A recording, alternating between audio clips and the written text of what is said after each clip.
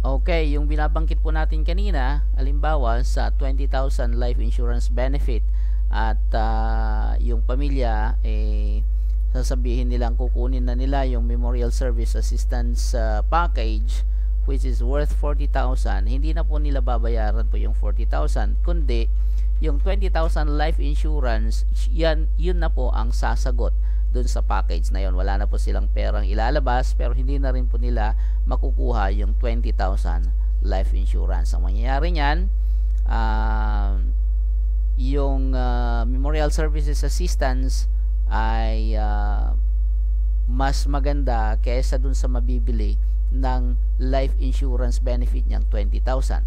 So nagkakaroon po siya ng advantage ng family kasi ang worth ng services na ibibigay po ay 40,000. Ayan. At mayroon din po siyang 5-day residential viewing. Residential viewing po, halimbawa yung namatay ay sa bahay ibuburol. Maliban doon sa 20,000 life insurance na yon na makukuha or yung memorial package na makukuha, meron siyang 5,000 cash assistance naman na bibigay sa pamilya din po yan na cash sa panahon ng burol ng beneficiaryo. At kung accidental death ang dahilan ng pagkamatay ng ating kliyente, may additional 10,000 accidental death benefit naman. Okay?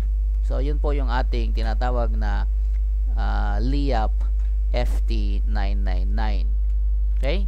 Etong LIAP FT1299, ibig sabihin lang po nito ay mas mahal ng konti yung kanyang bayad at mas malaki naman ang kanyang coverage. Sa 1,299 per year, ang protection po ay 35,000 na life insurance benefit para sa mga beneficiaryo. At meron pa din po yung option to avail the Memorial Service Assistance or MSA na ang katumbas po noon ay 70,000 pesos naman na. So ibig sabihin double yung life insurance benefit na 35,000 kung i-avail po nila yung Memorial Service Assistance. Okay? At hindi po pera na makukuha yon, kundi serbisyong makukuha ng mga kliyente. Okay? Yung meron po itong kasamang 3-day chapel viewing. Kung meron pong chapel yung malapit dun sa bahay o kaya naman sa ang option po ng mga namatayan ay ibuburol sa chapel, 3 days po yung kasama sa package. Okay? At mayroon po nung 5,000 pesos cash assistance pa rin na ibibigay sa panahon ng burol, at kung accidental death ang dahilan, 10,000 additional. So ibig sabihin 35,000 plus 5 magiging 40, in case of accident magiging 50,000. Alright, yun naman po yung benefit ng 1,299. Okay, so ang projected income po ng mga ahente natin sa mga direct referrals po nila, meron pong 100 pesos bawat directs ng 999, o kaya naman sa fast track 1299 meron pong 150 direct commission po yan. Sa mga levels, second levels up to 8 level, 40 pesos commission bawat makukuha nating kliyente sa mga sumusunod pang levels. Halimbawa, so yung isa nakakuha ng kliyente niya, at saka yung kliyente niya nakapagbenta rin na nagiging ahente, at yung nabentahan ay nakapagbenta rin ng mga ahente, hanggang sa ikwalong level po meron kang additional incentive na 40 pesos bawat isang member. Okay, so ito po yung ating simple computation. Halimbawa sa first level may 5, fast track 999, 100 pesos ang incentive bawat isa, meron kang 500 pesos sa 5 na iyong kliyente.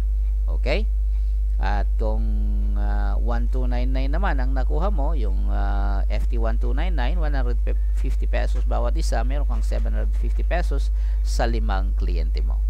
Ngayon naman, sa second level, pababa na, pag yung 5 na yon ay naging aktibo at nakapagbenta rin sila ng tig 5, 25 clients, ibig sabihin, may 40 pesos kang incentive sa bawat isa na yon. So, meron kang 1,000 pesos additional sa second level. At kung nakapagbenta rin yung iba pang mga kliyente mo hanggang sa ika-8 level, ito po yung pwedeng kitain. Hindi po guaranteed na ibig sabihin nakikita nyo mga figures dyan ay talagang kikitain po ninyo.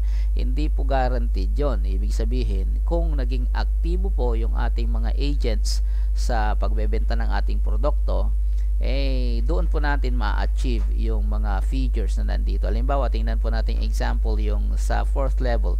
Sa 4th level, kung nakabuo tayo ng 625 clients, ibig sabihin 40 pesos bawat isa, meron po tayong 25,000 projected income doon sa level na yun. Maliban sa mga projected income pa doon sa mas naunang mga levels, 5,000, 1,000, 750 at 500 dito sa mga bahaging ito. So ito lang po yung ating target. Hindi na po natin tinitingnan yung napakalalaking mga amounts dito sa ika-8 level. At ang ini-encourage po namin, makarating po tayo sa 4th level, meron na po tayong kumbaga parang sumasahod na tayo para sa bahaging ito ng 25,000, pwede na po nating ikabuhay ito. At kung tutuloy-tuloy ang paglago ng ating negosyo at magiging maganda yung ating serbisyo, ibig sabihin hindi po natin mapipigilan kundi lalawak po yung ating serbisyo. Okay? Ngayon, kung meron po kayong LIAP insurance, life insurance assistance package, okay? Pwede po nating i-convert ito ng LIMO, life insurance at health. Okay? Paano? Siyempre sa LIAP, nagkapagbayad na po tayo ng 999. So ibig sabihin, parang nakapagrehistro na rin po tayo dun sa LIMO. Kaya pwede na tayong magbayad ng 675 monthly at ma-enjoy na po natin yung mga benefits ng health medical services. Okay? At maliban dyan, pwede na po tayong ma-qualify bilang leader at maging supervisor, manager, director at assistant vice president. Ito po yung pagkakaiba ng ating LIMO at ng LIAP. Yung LIAP kasi yung taunan na life insurance. At itong LIAP ay hindi po kayo qualified na ma-promote sa mga different levels ng ating programa.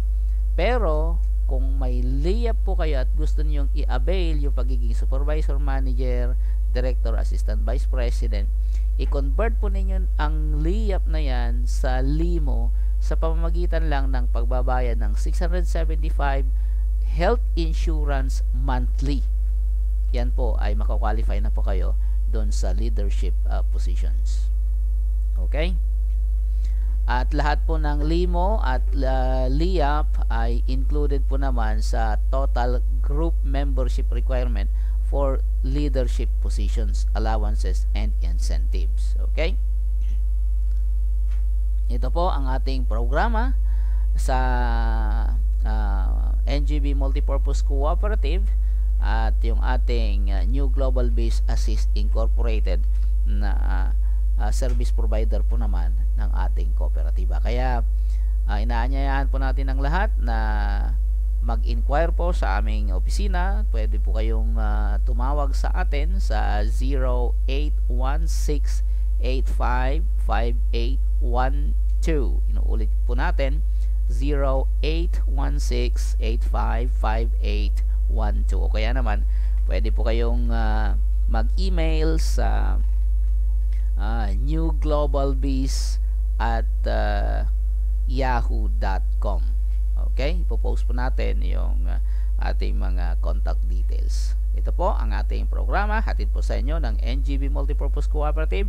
Edgar Manongdo po para sa serbisyong ito.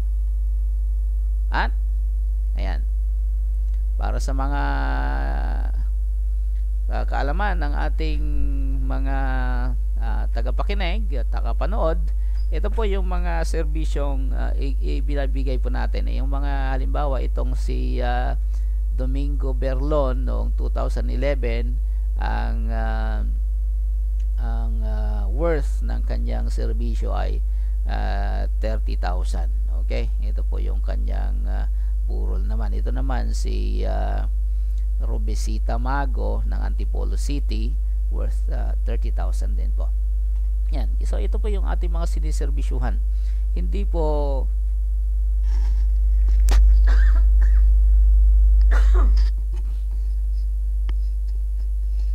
okay.